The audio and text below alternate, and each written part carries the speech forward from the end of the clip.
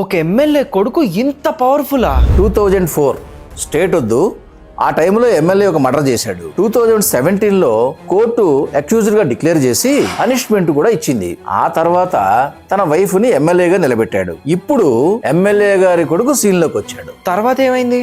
ఒక Dalit student leader ని ఇంటికి పిలిపించుకొని కొట్టాడు. ఆ తర్వాత జైలుకి వెళ్ళాడు. జైల్లో కూర్చొనే కోఆపరేటివ్ బ్యాంక్ ఎలక్షన్స్ గెలిచాడు. ఆ తర్వాత స్టేట్ హైకోర్టు నుంచి బెయిల్ తెచ్చుకున్నాడు. బయటకు వచ్చాడు.